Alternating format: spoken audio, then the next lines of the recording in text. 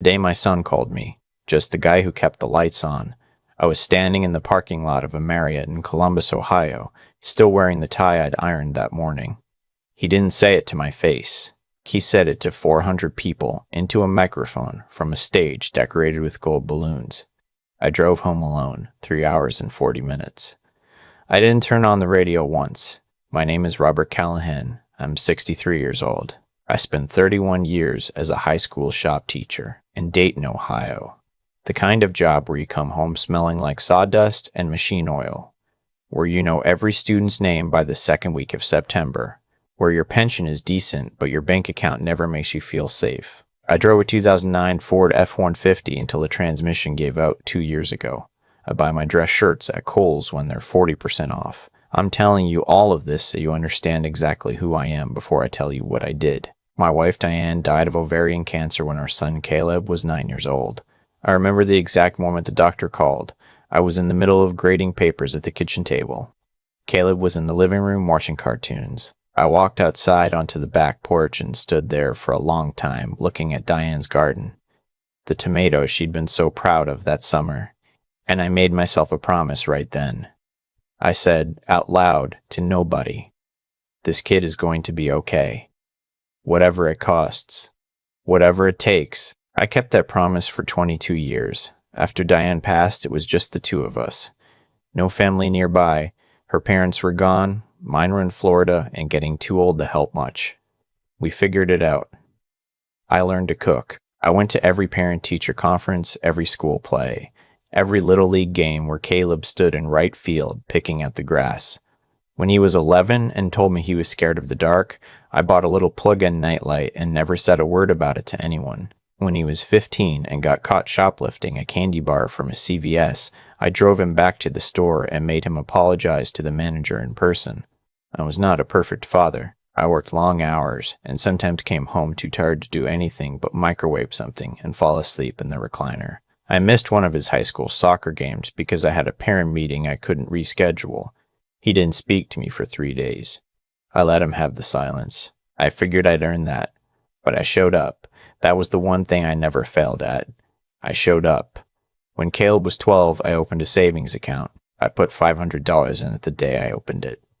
That was money I'd been setting aside from odd jobs I picked up over summers. A little painting here, some yard work there. Every month after that, I transferred whatever I could spare. Sometimes it was $200. Sometimes it was $400. There were months, especially early on, when I could only manage $75, and I'd stare at the transfer screen on my laptop feeling like I'd let him down somehow. But I never skipped a month. Not once in 10 years. By the time Caleb started his senior year of high school, that account had $67,000 in it. I never told him about it. I wanted it to be something real when the time came, not a promise, not a maybe, something done. Caleb was a good student, not brilliant, not the kind of kid whose teachers pull you aside to tell you he's exceptional. Just solid, reliable, hardworking.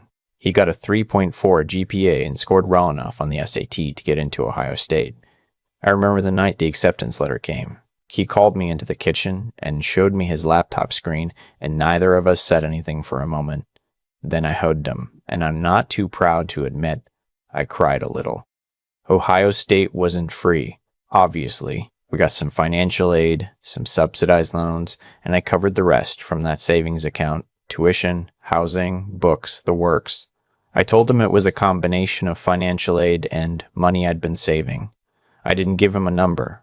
I didn't want him to feel the weight of it. I just wanted him to go to college and not spend 4 years worried about debt. He graduated in 4 years with a degree in business administration, 3.3 GPA, nothing flashy. He got a job at a mid-sized logistics company in Columbus, started at $52,000 a year, shared an apartment with 2 roommates. I was proud. He was finding his footing. That's all I ever wanted.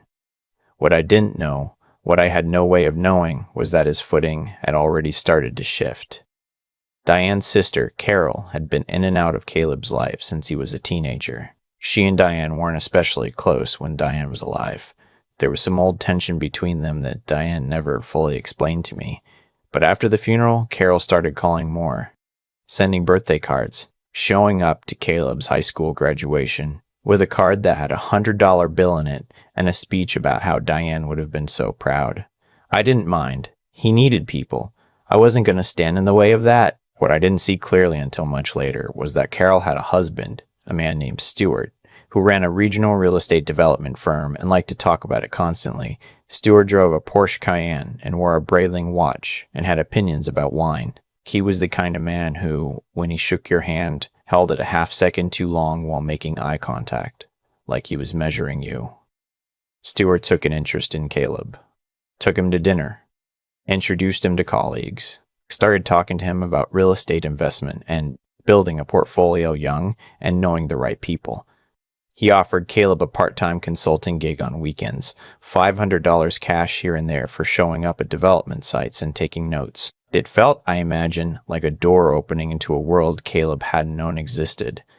I found out about most of this, gradually, in pieces, the way you find out things that people are slightly ashamed to tell you directly. A mention here, an offhand comment there. Stewart thinks I should look into getting my real estate license. Carol and Stewart invited me to their place in Hilton Head for the 4th. Stewart says the logistics job is fine for now, but I need to be thinking bigger. I tried not to be threatened by it. I told myself Caleb was an adult, and this was good for him. I told myself that Stewart, whatever I thought of him personally, was opening doors.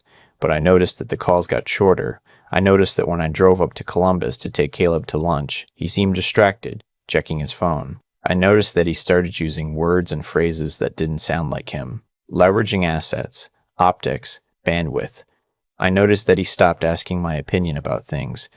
I told myself it was just growing up. When Caleb was 26, he called me on a Tuesday night and told me he was enrolled in an MBA program at a university in Columbus. Evening classes, 18 months, cost around $42,000. He said Stewart had connected him with someone who'd done the same program, and it had changed everything for him. He said the firm had some kind of tuition reimbursement, but it wouldn't cover everything. He paused then, and I knew what the pause meant. I asked him how much he needed. He said if I could help with about $21,000, he could cover the rest through a combination of the employer reimbursement and a small personal loan. I said yes. I didn't hesitate. I still had about $28,000 left in that savings account. I'd spent the rest over the years on his undergrad, on a used car for him when his broke down his junior year, on a plane ticket when he needed to fly to a job interview in Atlanta. I wired him $21,000 the next morning. He said thank you. He said he really appreciated it. He did not say, I love you, but I didn't keep score on that. What I didn't know, sitting at my kitchen table that Wednesday morning, watching the bank transfer go through on my laptop screen, was that $21,000 was effectively every meaningful dollar I had left to give. My retirement accounts were separate, those I'd never touched and never would, but the savings account I'd been building since Caleb was 12, the one I'd thought of privately as Caleb's fund, for more years than I could count. After that transfer, it had $7,000 in it. I closed the laptop and made myself a cup of coffee and went to work. He finished the MBA. Did well, as far as I could tell.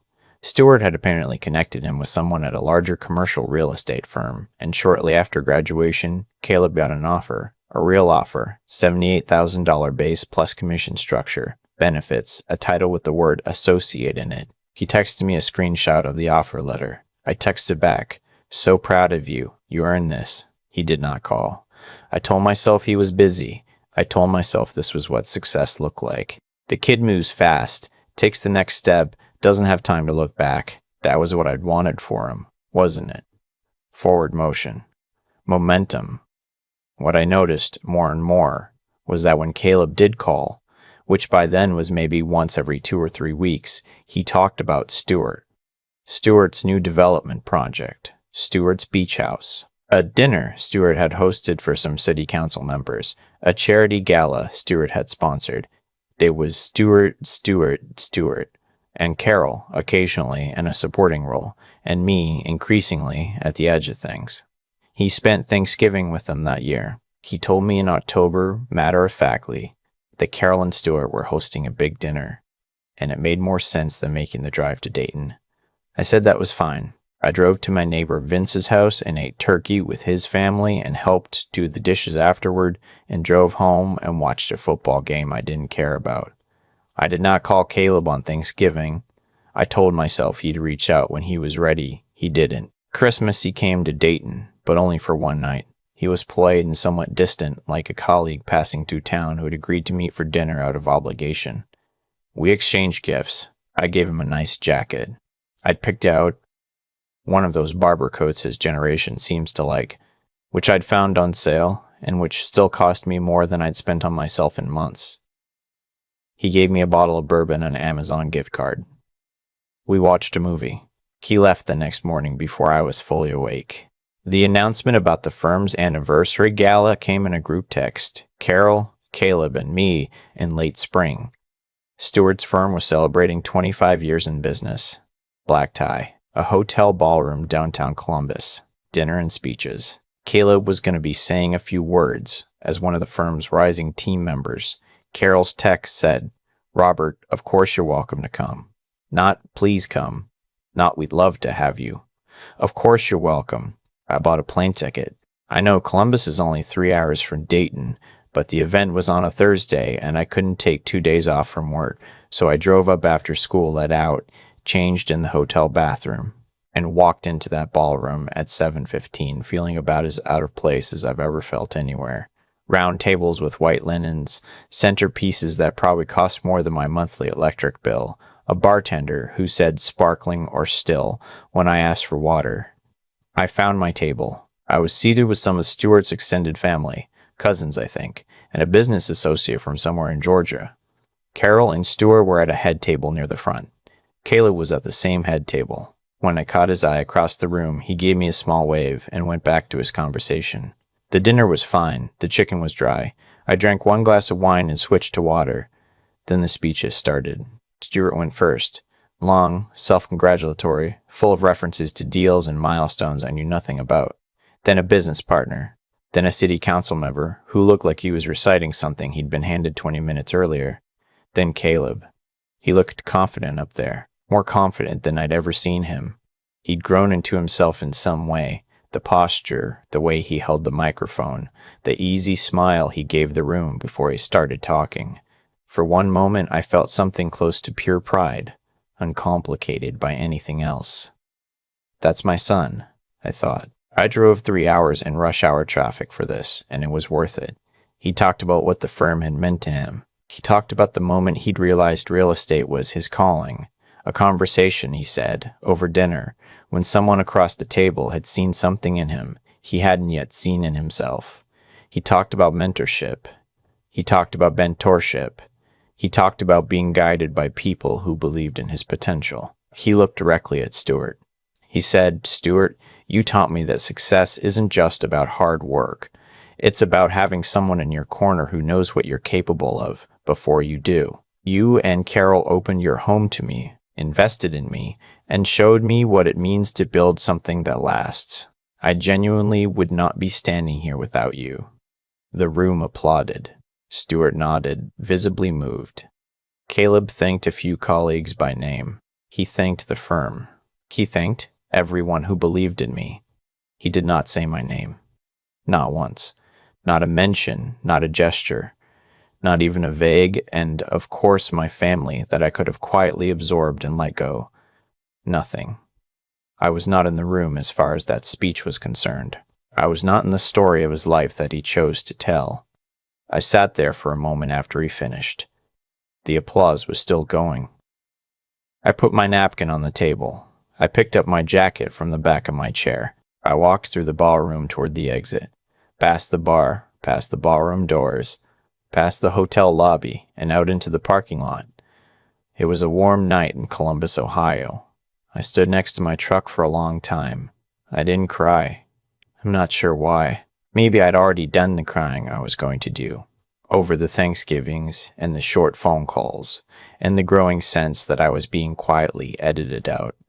Maybe I'd used it all up without realizing it. I drove home. I got back to Dayton at 1 in the morning. I sat in my driveway for a while before I went inside. I didn't call him. I didn't send a message.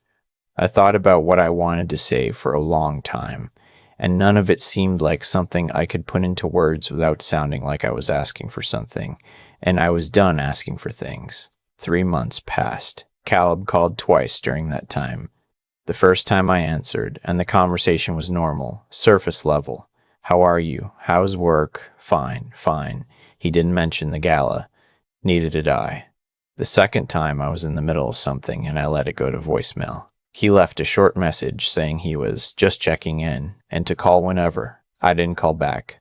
I think some part of me was waiting to see how long it would take before he noticed something was wrong, before he pressed, before he said, "Dad, are you okay? Did I do something?" He never asked. What happened instead was this. About 8 months after the gala, Stewart's firm got caught in something ugly. I read about it first in a local Columbus business journal that a former colleague of mine forwarded me. He thought I might find it interesting, given that Caleb worked there. Apparently, 2 of Stewart's development projects had been misrepresented to investors. Compliance violations, a state investigation that had been quietly building for over a year. Stewart resigned. The firm lost 3 anchor clients in 2 weeks. A round of layoffs followed. Caleb lost his job on a Wednesday afternoon. He called me that evening. His voice was different, smaller. He tried to sound calm, but I could hear it. That particular quality in a voice when someone is barely keeping themselves level. He told me what had happened. He told me he had about 6 weeks of savings, about $4,000, and that his rent in Columbus was $1,450 a month. He said he was confident he'd find something, but it might take a few months, and he wanted to know if I could help bridge the gap. He said, maybe if you still have some of that money you'd set aside. I let him finish. Then I told him the truth. I told him that when he was 12 years old, I opened a savings account and put money into it every single month for 10 years. I told him that by the time he was ready for college, I'd saved $67,000, and that I used every dollar of it. Tuition, housing, his car junior year, the Atlanta flight, and then $21,000 toward his MBA. I told him that after the MBA transfer, the account had $7,000 left in it. I told him that over the past 8 months, I'd used about $4,000 of that for my own expenses because I'm 63 years old and I don't have a high income and things cost money. I told him that 3 weeks after the gala, after I drove 3 hours to watch him give a speech in which he did not mention me once, I'd taken the remaining $3,100 and donated it to a scholarship fund at the hospital where Diane had been treated. In her name. It's called the Diane Callahan Memorial Nursing Scholarship. It helps students in the nursing program at a local college. The first recipient was chosen last spring. There was a long silence on the phone. He said, "You donated it." I said, "Yes." He said, "All of it."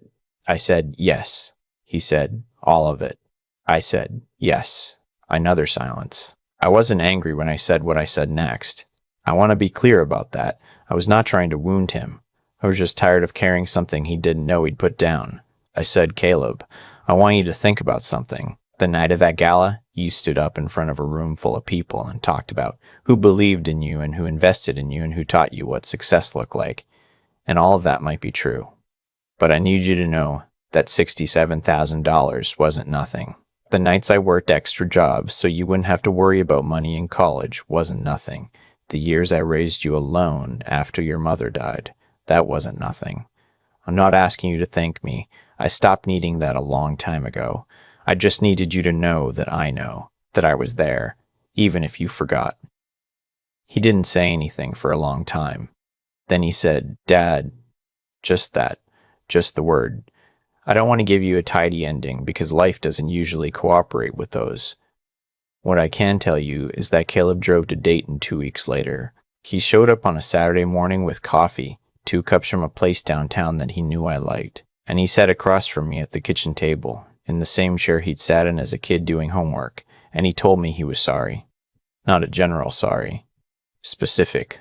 He said, "I let myself get pulled towards something shiny and I stopped seeing what was already there. That was wrong. I'm sorry for the gala. I'm sorry for Thanksgiving. I'm sorry I made you feel like an afterthought." I asked him what changed. He said that, When the job fell apart and he'd called Stuart expecting what he wasn't sure, guidance maybe, or some acknowledgement that Stuart would help, Stuart had been polite but distant, busy. There were legal considerations, he said. It wouldn't look right. He'd see Tim on a list of job leads, a generic email, and that was essentially it. He moved on, Caleb said, like it was just a business relationship that had concluded. I said, that's because it was. He nodded. He looked older than 28. Or maybe just more honest. I told him I wasn't going to pretend the last few years hadn't happened. I told him that trust, once you've let it get thin, takes time to rebuild. And I wasn't going to rush that. Or fake it.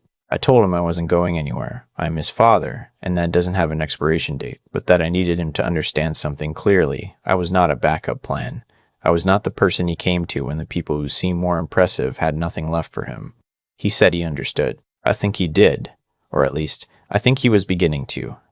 He's been looking for work. The real estate industry is rocky for him right now, given the association with Stuart's firm. But he's got a solid MBA and a real work record underneath the noise. He'll find something. I've given him some practical advice. Talked to a former student of mine who works in supply chain management. Put in a word. No promises. That's what I can do. He calls every Sunday now. Not long calls, 20, 30 minutes, but real ones. He asks how I'm feeling, how school is, whether my hip has been giving me trouble again. Last month he drove up on a Saturday and helped me rebuild the back deck steps, which had been rotting for 2 years. We worked all afternoon, just the two of us, and at some point he started telling me a story about something stupid that happened at a job interview, and we both started laughing. Really laughing, the way we used to when he was a kid. And I thought, okay, this is still here. I went to visit Diane's grave last month. I go a few times a year, usually in spring when the cemetery is green and the weather isn't cruel. I told her about the scholarship. I told her that a 22-year-old named Brianna from Kettering had received the first award, that she wanted to be a pediatric nurse, and that her letter of thanks had said the scholarship had made it possible for her to keep going when she was ready to quit Lynn. I have that letter in a drawer on my nightstand. I told Diane about Caleb. I told her I think he's going to be okay. I told her I'm choosing to believe that. The garden she planted out back is long gone, of course. But every spring, I put in tomatoes, same corner of the yard, same raised bed I built years ago from scrap wood at the school. I'm not a particularly good gardener. Half of them don't make it. But some of them do. That's enough. That has always been enough. I've thought a lot about cause and effect since that night in the parking lot of the Marriott. Not in any grand philosophical way, just the plain, practical kind. The kind you learn when you've spent 31 years watching teenagers figure out that if you don't measure twice, the wood doesn't fit.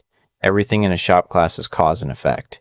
You skip the step, you ruin the piece. There's no arguing with it. What I did for Caleb, the savings account, the transfers, the years of quiet, unglamorous showing up. I didn't do any of that expecting a speech. I want to be clear about that. I did it because he was my son, and I loved him, and that's what love does when it has any discipline behind it. It acts. It saves. It drives 3 hours in traffic. It doesn't wait to be thanked. But here's what I've come to understand about the years Caleb spent drifting towards Stuart's world. Nobody told him what anything actually cost. Not in dollars. He knew tuition numbers, vaguely, but in the real currency. The early mornings. The extra jobs in summer. The vacations I didn't take. The truck I kept driving past the point any reasonable person would have traded it in. He didn't know any of that because I never made a transaction between us. And that silence, which I thought was a gift, turned out to be a gap. He filled it with whatever story was most convenient. That's not cruelty. That's just what happens when a person doesn't have all the information. You construct a version of events that centers whoever is standing in front of you, shiny and confident, talking about leverage and potential. Stuart was visible. I was background noise. And Caleb, at 28, didn't yet have the wisdom to look past what was visible. Wisdom isn't something you're born with. I've watched enough kids grow up to know that. It comes from the moments when the thing you were certain about turns out to be wrong, when the mentor who said he believed in you emails you a list of job leads and stops returning your calls. That's a hard lesson. It's also a real one. Caleb learned more about character in the week after Stewart's firm collapsed than he had in the 3 years of dinners and galas that came before it. What I tried to show him, sitting across that kitchen table on a Saturday morning, was something different from what Stewart had offered. Not a door into some impressive room, just honesty. Here is what happened. Here is what it cost. Here is what it cost. Here is what I did with what was left and why. No performance in it. No angle. That's the thing about integrity. It doesn't make noise, it just holds. You build it the same way you build anything worth keeping, one careful choice at a time, over years, without applause. I put money in that account for a decade. I drove to Columbus and sat at a table full of strangers and watched my son give a speech in which I didn't exist. I drove home. I made a decision about the money that had nothing to do with punishing him and everything to do with honoring what it was originally for, love freely given, with Diane's name on it. And I kept going. I planted tomatoes in the spring. I went to work. I waited. The Sunday calls are real now. The rebuilt deck steps are real. The laughter about the bad job interview. That was real. None of it came from me demanding anything. It came from Caleb finally having enough experience to see clearly. That's how it works. You can't rush it and you can't force it. You just have to still be there, steady and honest. When a person is finally ready to look, I'm still here.